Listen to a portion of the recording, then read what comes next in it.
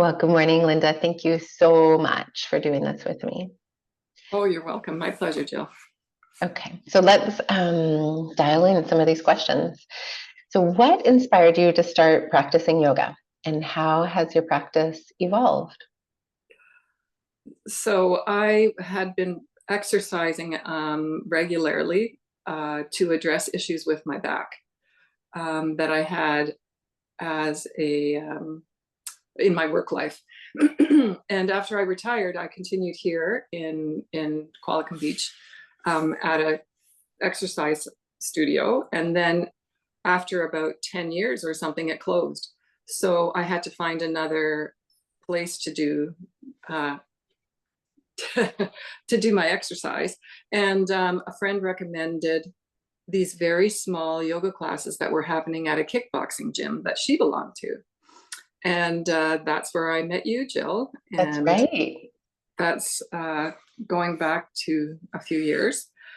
Mm-hmm. And then when I found that you were also teaching at the senior center, I also went there to add a little bit more.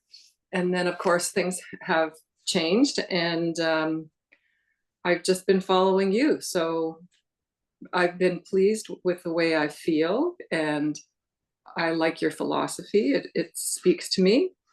And so I've just been trying to keep up with your evolution, I have to say. Yeah, I know I'm always changing too, what I find Yes. helps and how to deliver what's helping me. So this one wasn't on the list of questions, but how do you feel in your body? Like, what's been the benefit or the change that you've noticed? Uh, I don't go to the chiropractor on a regular basis anymore at Mhm. all. And I was going regularly just to sort of make sure that things were in aligned. Mhm. And I don't feel the need for that anymore because I feel if something happens and I need a tweak or something, I will go. But generally speaking, I feel strong in my body, and I'm not concerned about my everyday activity putting too much of a strain on me. Yeah, amazing. And I think this next question, it actually is the same one, but if you want to expand, feel free or not, just pass. But how has yoga helped you improve your physical health, such as flexibility, strength, or balance? Yeah, I think one of the things that I was concerned about is my posture, and it's still not where I would like it to be because it didn't take, a couple of years to get this way. So I knew that it would take time and building core strength to get it where I would like it to be. And that's something that it's always in my mind that I'm working on it. And what I do find is that when I have moments in everyday life, standing in the grocery store or doing gardening or vacuuming in the house or loading and unloading the dishwasher, all those daily tasks, carrying grandchildren around, um, I find them easier because I feel stronger, basically. And I just generally speaking, it helps with all of those things. So I don't get those sore muscles here and there. I just generally feel quite strong. So I really do attribute that to yoga. I really do. Yeah. Yeah, me too. I feel that when, even when I do a new activity, that I'm surprised that I'm not sore the next day. There's just Yeah. a general strength through the body. I also wanted to add, I never used to be able to sit on the floor, Yeah. like just sit in any comfortable way because my legs are very long and I just couldn't sit comfortably. And when you have grandchildren, you spend a lot of time sitting on the floor when they're young. So that has really improved over time, and I really appreciate that. So do Yeah, my that is grandchildren. exciting. Yeah, no kidding. Because, if we can't get down there, we miss out, we can't be on their level to connect. Yeah, yeah, Yeah. that's right. Awesome. So, how has yoga helped you improve your mental health, such as reducing stress or anxiety? Um, One of the things that I think it has helped me with is addressing the noise, just the general noise in my mind. I think a lot, and I guess most people do, but I have found that It has helped in terms of waking up in the middle of the night and clicking, my brain starts to click on right away. I have found that when I wake up in the night, I can sort of mitigate it somehow. And I'm not sure if it's talking to myself or if it's just I breathe, I try some just deep breathing just to try and calm my mind before it clicks in. So it's kind of like a preemptive thing, I try these things before my mind starts and the thoughts, so that general noise in the background, especially with the waking up in the night, there are, I think, techniques that I've learned from you that really assist with that. And the other thing that I think it's helped me is to gain a sense of I'm not responsible for everything that's happening everywhere, or things that I feel like I can control that I really can't. So to worry about those things, to be anxious about things that I can't control. One of the things that yoga is teaching me, I think, just from the philosophy, is that word equanimity. I'm really working on that you often state, those are the feelings or those are the thoughts that are coming through. You just look at them and let them pass. That's a very difficult thing for, I think, people in general of my generation to learn. And it takes a lot of time and practice, but that's one thing that I'm really working on, is that equanimity. Yeah, that gave me goosebumps actually, just listening to that. Yeah, it's pretty profound, because I think, our thoughts and our emotions can really drive the boat, and they're fleeting, so it ends up making us feel very agitated at times to just follow them, or, keep reacting and responding to them. So if we can kind of observe them, I think that's a pretty profound shift. Yes, I agree.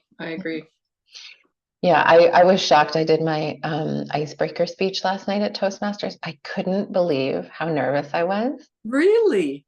It was so bizarre for me because I get anxiety, of course, right? I mean, everybody has anxiety or tension or moments of it, or, but usually I can just, because I think of yoga, kind of quickly, easily move through it. I couldn't believe last night when I got up there, I was having trouble like getting another breath to keep talking. What did you talk about? So funny. I'll share it with you guys. I promised I would. Okay. So I'll share it with you, but it was basically the icebreaker speech for Toastmasters. The purpose of it is basically to tell the club like who you are and why you're there. And so the speech was basically around a little bit of my background and how I've learned to face fears and listen to my heart, and how I'm just getting this call to like get up on stage, whatever that is, like comedy or inspiration or whatever. But that basically I'm following my heart and facing my fears. But I'll send it to you guys. Okay, that's very interesting. I was very curious. I wanted to ask you this for a long time. Yeah. When you said that you were you had joined Toastmasters, I thought, what in the world would you need that for? You are great at speaking. I mean, you have all the language really for yoga and more. I think that's why people are attracted to your practice, because you state things differently, and apparently just by intuition how to say the same thing in a different way, which is a very teacher thing, because I know you've got some teacher training too. So that's, I think, what really is very helpful in the way that you deliver. So which I was just surprised to hear you were in Toastmasters. I thought, what for? I didn't. It's interesting, like Danny and the kids too, they were like, why would you need that? Like, you're the most talky person I know. Yes. But I'm telling you, it's totally out of my comfort zone, like not in a yoga context, but outside of a yoga context. Yeah. Okay, so you know what I can compare that to is I belong to a choir, and that's why I had to leave yesterday. I'm on the executive, and we have meetings, and they always seem to be during yoga time. So it's just because that's why I left sort of abruptly, but I had a meeting. I sing in a choir. I love to sing. I mean, I've been a music teacher and participated in singing and led choirs and kids and all that, for years and years. Traveled with a traveling choir from, In any case, but to sing a solo, I can't do that. I just get so nervous, so I never volunteer for solos. Our director's always looking for people to do a solo, but I would never do it because I can't do it. I So double dare you. yeah, that's funny. Eh? It's so funny. It's so funny what nerves can do. But I do think yoga or that this practice, it helped me get through the speech, and apparently nobody knew I was nervous. See, that's great. But I sure was. Anyways, okay. Moving on. Yes. How has yoga helped you connect with others and build meaningful relationships in your life? Well, I think the relationship that I have with you, I find meaningful. And that, to me, is the biggest benefit, just meeting you and connecting with you. You are my daughters. I have 2 daughters and a son, but you are around the same age as my children. And so I feel as though I relate to you on that level in some ways, but also in the personal way. And also as a teacher, so I think that's the biggest benefit. And also I've talked to people about yoga. So many of my friends do it, but their practice, and in fact, my kids do yoga too, but their practices are different. So I find that very interesting to share perspectives just about yoga and different ways of practicing. Has helped people that I know think about it a little bit differently. Yeah. Just the way that you talk about it, creating space in your body, in your joints. A lot of people don't really necessarily see it in those terms, talking about those kinds of things. So yeah, I think that's talking about yoga has really helped deepen my relationships with some of my friends and my kids. That's fascinating. Yeah. Yeah. I think that's a really interesting point. I would have never. Yeah. People like, I'm sure you know this, they deliver yoga instruction using different kinds of language. And some language is the same as the things that the terms that you use, but not all. And the way that you speak does, I think, illuminate for people what you're asking. Yeah. That's interesting. Yeah, I always think these kinds of things that we discover in yoga, if we share them, if we have people in our lives to talk about those things that we feel in our practice, it does help us to, kind of open our minds or find insight within, Yeah. Yes, that's right. It helps you define it a little bit more for yourself, just talking about it. Yeah. Yeah. Yeah. Okay. How about, can you share a story about a time when you were able to apply the principles of yoga off the mat in your everyday life? So the examples that I gave you, I don't have a particular story, but the examples that I gave you, like spending a day gardening, I hear some of the people in our class will come and say, oh, I was out in the garden yesterday and I did this and I did that. And I think, well, I can go out in the garden, but I find that the next day I might be tired, but I'm not sore from any particular thing. So I sort of pat myself on the back, and I think that's because I'm continuing to do yoga. And although it's not, I don't feel athletic, I don't feel like I'm building big muscles or anything like that. I just feel generally healthier and generally stronger. And that other example about sitting on the floor with my grandchildren was a big thing for me, because I really was never comfortable sitting on the floor. And it did take time. I mean, when I first started with you, I could not do it comfortably at all. Now I can find comfortable positions to sit, and I don't mind sitting for periods of time. So those kinds of things that are just bringing yoga into your everyday activities and not experiencing any level of pain with any of it, or strain. Yeah, it's huge. It's huge. I know sometimes I hear people say like, oh, I was sitting in the car for a couple hours and I was, after I was paying the price, and I think like, oh, we don't have to suffer so much, just for those things that we have to do. That's right.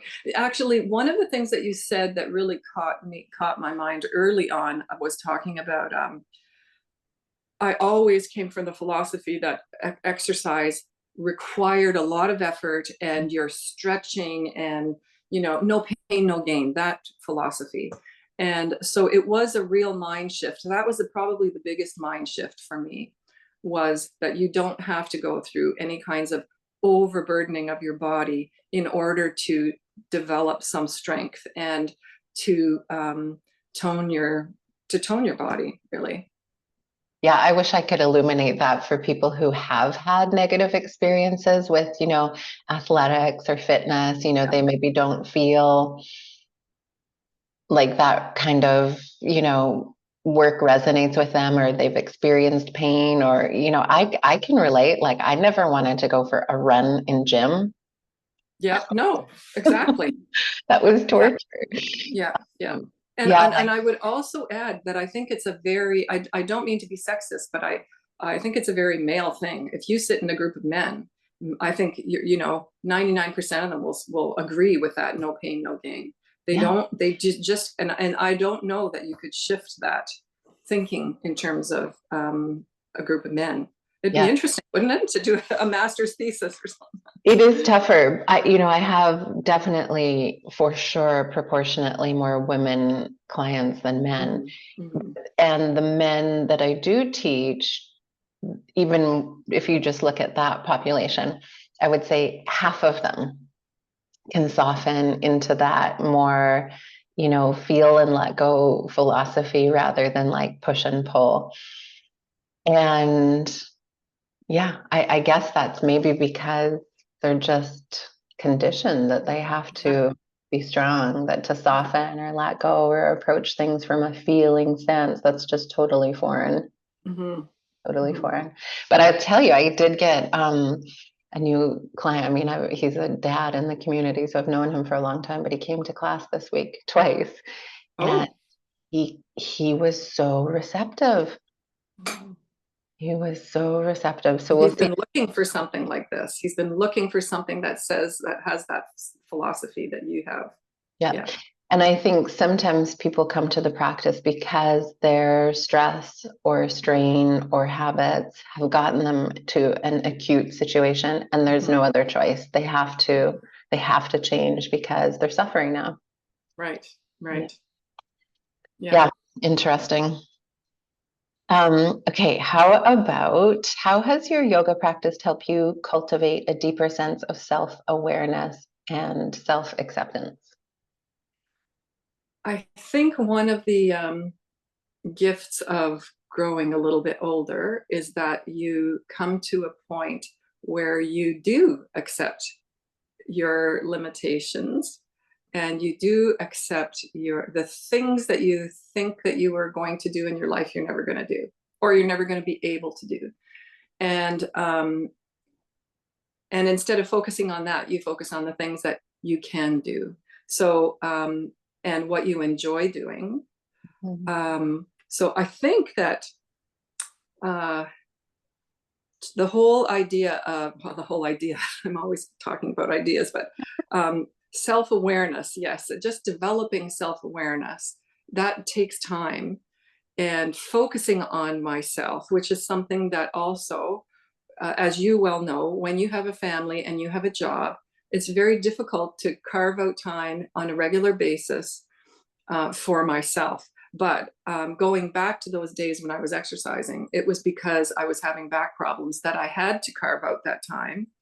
If I wanted to be able to continue in a healthy way doing my job, I needed to find a way to just focus on myself. So that's where that exercise part took me. But then when that was no longer available to me and I had to shift, then I think so the seed was kind of planted there. But yoga has helped me just focus, spend that extra time to just focus on myself without any kind of guilt, and realize that it's valuable to me and it's valuable to those around me to be in a good frame of mind and to be healthy. So it's got a lot to do with just accepting and actually honoring where you are in your life. Mm-hmm. And I feel very fortunate that I am where I am right now. So, Mm-hmm. Yeah, listening to that response, I think it's interesting because people do take time to go to the gym, or some people take time to go for a run, or do an activity that they love. And I think it is similar and does have some similar benefits, but I think there's just a tiny or subtle difference when we get on the yoga mat, maybe because we slow down for what we're yeah, doing. And part of what yoga is recognizing as you're moving, which gives you some of the same benefits as those other activities, but there's this kind of added extra bonus piece where we're conscious. We have time to consciously acknowledge we're doing this for us. that's right.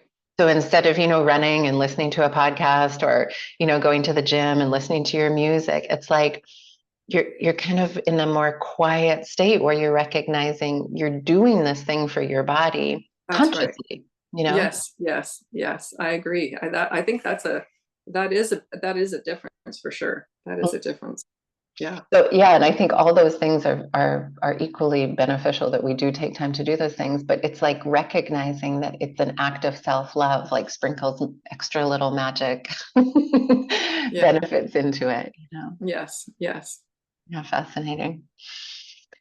This is an interesting one. So how has yoga helped you connect with your spirituality or higher purpose? Um, I've always been interested in spirituality. I was a teacher in a Catholic school system. I was a principal in a Catholic school system. Mm-hmm. Um, so I've studied theology, I've studied philosophy, and I've always had a keen interest in spirituality. But as I've gotten older, institutional religion has not spoken to my life. And so I've kind of left that behind. And other forms of spirituality have uh, got my attention, I'll say. And I have found that yoga is, because of the nature of your openness, trying to be open to your own consciousness, trying to be open to what your body is saying to you, you become more in touch with yourself. And I'm not sure that translates to a higher being, but it certainly is shared within the community, with Mm-hmm. the people that you relate to on a day-to-day basis. And I'm not sure how that connection is made, but I think you can be spiritual without being religious. And Definitely. and I do feel that the self-awareness, the self-acceptance, and basically the love that you feel when you practice yoga is something that um, you also share with others, consciously or not. It's just because I think you come from a better frame of mind too. Mm-hmm. It's a very positive, affirming practice. That's how I would say it's a very positive and affirming practice. There's very little that I can see that's negative about it. You always I always come away feeling better, whether that's physically or spiritually, just uplifted. That maybe that's the way to put it. It's a Mm-hmm. very uplifting practice, and naturally you take that into your day. So however you relate to other people, that's it. So to me, that's the dimension of spirituality that it brings to me. Mm-hmm. I agree. That's well said. And as I was hearing you, yeah, it's like, I think in part because we're learning to observe in our yoga practice, right? Like we're moving, but we're observing the movement. We're thinking, but we're observing the thinking. We're feeling, but we're observing what we're feeling. It's almost like that observer part of us is that deeper essence. Again, I don't know if we would call it soul or spirit, Yeah, I was higher just consciousness. Like it's hard to define, but and then when I was hearing you talk, and I grew up also Catholic, going to a oh, Catholic school, and yeah. this kind of, and I'm terrible at remembering or clarifying in words these ideas that, this Trinity that was kind of like Yes. what's in us, or Yeah. God, or the sun, or, I think that thing that is observing, or that we're watching our own experience by, somehow is connected to whatever is this higher source energy. So puts us in touch with that piece of us that isn't thinking, that isn't feeling emotions, that isn't physical. I don't know what it is. It's hard to Yes. define. Yes. Touch it, because we're practicing that kind of witnessing ourselves. Yes. Yeah. Yeah. I think what you've said is very it's really clear to me. That's true. Yeah. It's sort of like a um experiencing the divinity of yourself. And I mean, that's kind of a big thing to say, Yep. but they talk about that everyone's got God in them, Hmm. the divine and all of that. I mean, it's like taking a walk in the forest too. Well, okay, so this is something else I would say that yoga has also expanded for me, is that the Hmm. relationality of everything. We are all connected. We are all connected, and we're connected to the rest of the world, and we're connected to the natural world. And going inside of yourself, I think, helps you to find that somehow. Hmm. Hmm. To It's part. connect. It's, I totally yes. agree. I totally Yeah. agree. Yeah, because I think otherwise maybe we're caught in our head, you know, Or the world. You're or either the caught in world. your head or the world, because the world can, you know, put so many demands on you that it takes you away from all of that. All of Yeah. that. Yeah. Yeah. Wow, this conversation is really making me appreciate what we have. Well, good, because it's rare. I think it's rare. Yeah. And you have been, the catalyst really to cultivate it and to define it, Jill. And it's really important what you're doing. It's really important. Thank you so much. Wow, it's true. Yeah, I feel lucky. I mean, I feel lucky and guided. And, I said the other week in class, like, it is a weird mission, that I feel. And even in my speech yesterday, telling my story, it's like, I've definitely been kind of like, here, do this thing, Jill. And then the teachers that have come into my life, or the teachings that have just kind of dropped into my lap, I feel very lucky, very blessed that, Yeah. and I'm always trying to remember it. And I love, Diane's so great as a teacher. She's always like, it's not about you. And I believe that, it's not really about me. I mean, I'm being used, maybe the channel of my body or voice or whatever. Yeah. But it's for, I'm sure, certain it's for something bigger, for all of us. It doesn't. Yes. Yes. And I always like remind myself of that. It's not about you. Okay, how about the last two questions? How has your yoga practice helped you become more mindful and present in your everyday life?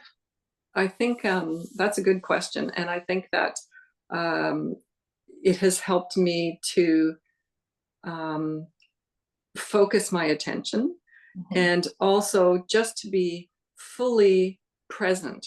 So as much as I possibly can in any given session when we're doing yoga, um, I I try to be as fully present in that moment as I possibly can be.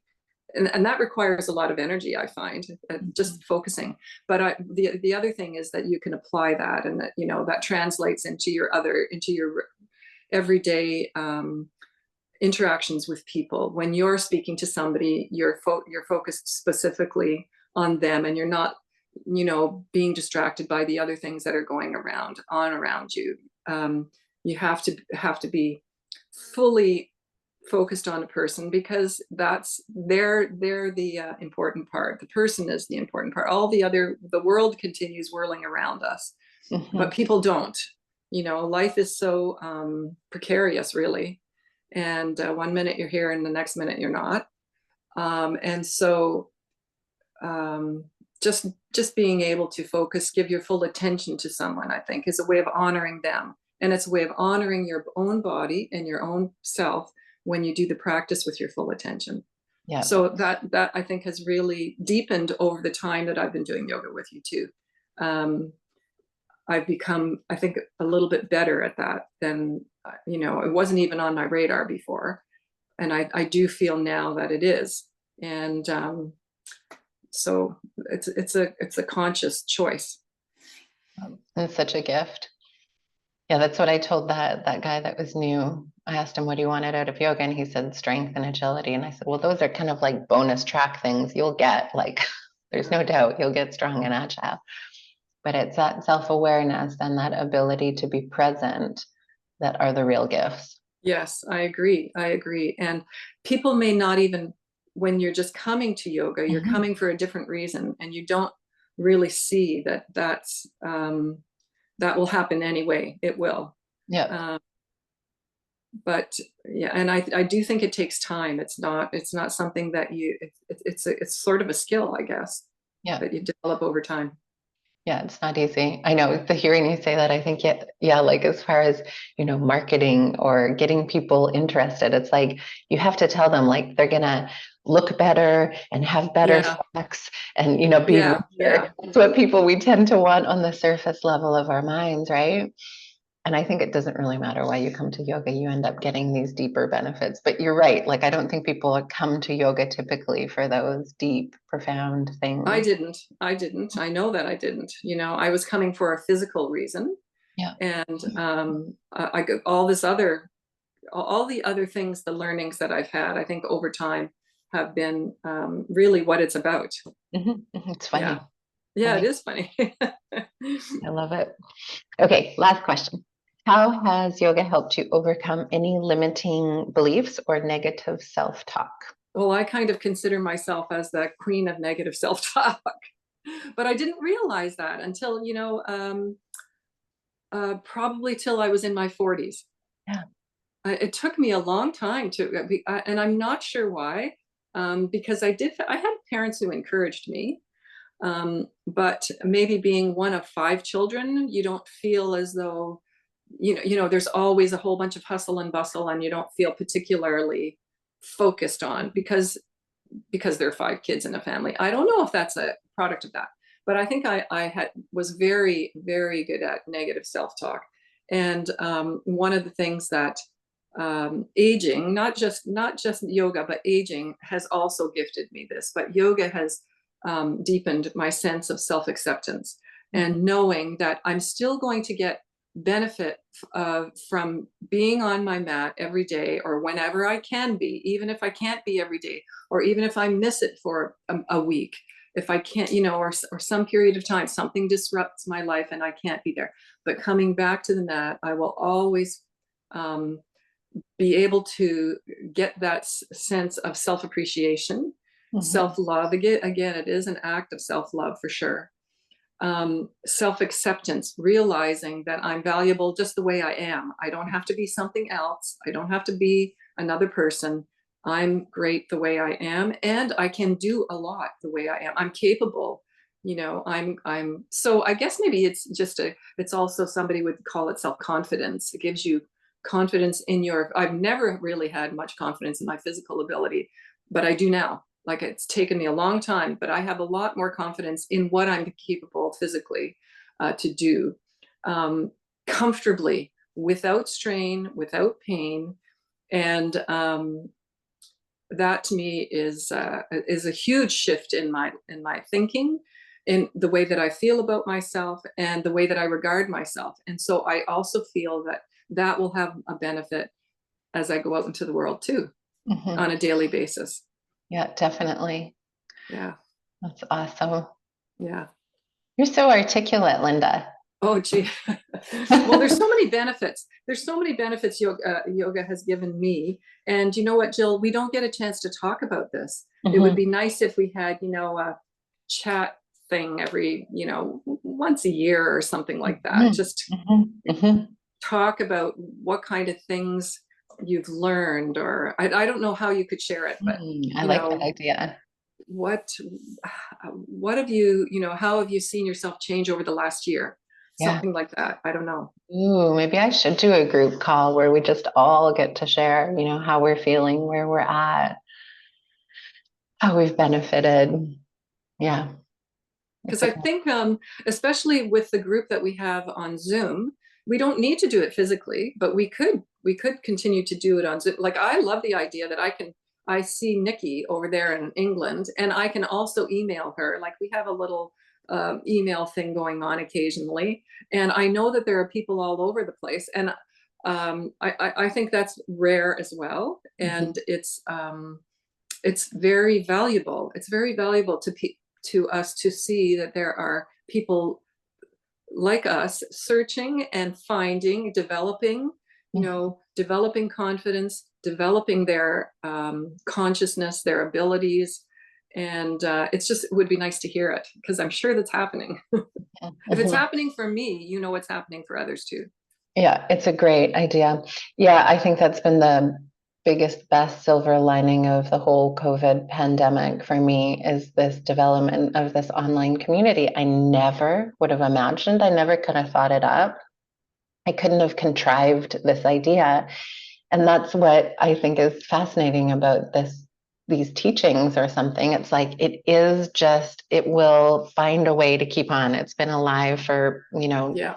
10,000 years, 2,500 years for sure, documented, and it always finds a way. Like, even when everything shut down, it was like, again, source energy was like, just open up Zoom. And then it just grew so organically. And I think, our community of people is just the best. Yeah. Yeah. The best. Well, that's because you bring so much to it, though. You bring so much to it. Well, I've been doing this for a while, so I really, Yeah. know what I'm teaching, but I do think that you guys there's something special about all of you, what you're bringing, especially when you unmute, like when anybody unmutes. I think it really is an adding value to what it is. If it was just me, blah, blah, blah, it wouldn't be half as rich as when you guys share or ask questions or, I think it's everybody. I really think it's everybody. That's true. Well, thank you so much, Linda. That was it's been my pleasure. It's my pleasure to talk about this, Jill, because I never really get a chance to talk about it with you. So I know I'm really enjoying these conversations, even if it's just for us. And maybe who knows, somebody's going to hear something. I bet Ashley's just going to be able to pick out like one sentence that will really resonate with people. Yes, and that's true. That right person who's just ripe for, connecting into this. They'll find it. Yes, I think that's true. Yeah. Great. Okay, well, we'll see you in a couple minutes or a few minutes. Yeah. Okay, thanks a lot, Jill. Thank you. Bye. Bye. Bye.